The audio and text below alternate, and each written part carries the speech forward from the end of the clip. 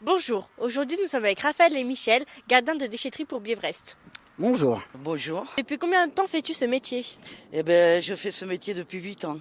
Quelles sont les qualités essentielles pour être un bon gardien de déchetterie? Je te dirais qu'il faut aimer la vie, dans tous les sens du terme, et la respecter. Et quand tu aimes la vie, que tu la respectes, que tu la regardes, tu aimes les gens. Comment s'organise le tri des déchets dans cette déchetterie?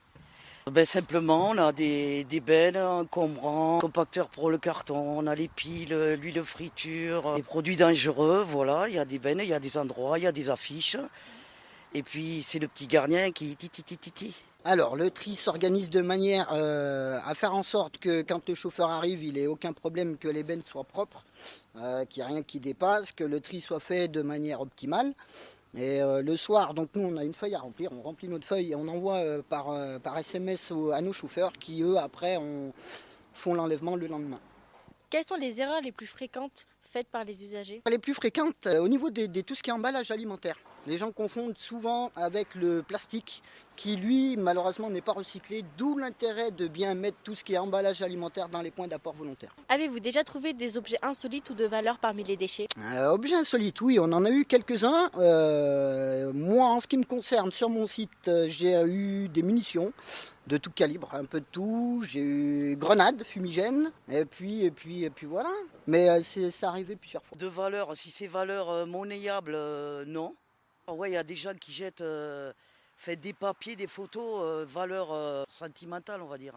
Il y a des choses qui font mal au cœur qu'on voit passer.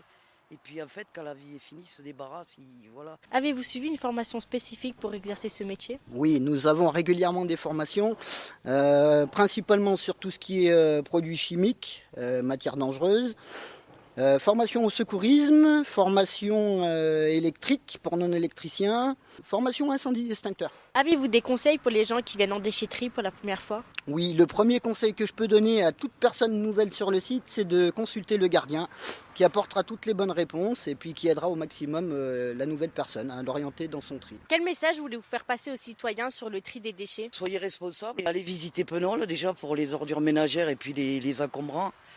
Ça prend les tripes quand même parce qu'on est loin d'être au bout de ces déchets, très loin. Et chaque usager de se tenir par la main là et de faire de gros efforts. Puis quand ils viennent à la déchetterie, surtout, que le tri soit fait avant. Et puis on est quand même habillé, on nous voit.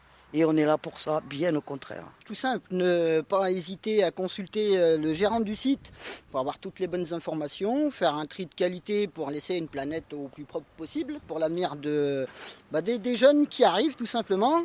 Et puis qu'on n'est pas là pour embêter les usagers, bien au contraire, on est là pour les accueillir du mieux qu'on peut et les aider au maximum qu'on puisse. Merci beaucoup d'avoir pris de votre temps pour nous répondre à ces questions. Ce fut un plaisir. Puis j'espère qu'il y aura un bon message qui passera. Et régalez-vous dans votre boulot comme je me régale dans le mien. Voilà. Merci d'avoir pris de ton temps pour répondre à nos questions. Avec grand plaisir et je vous remercie beaucoup.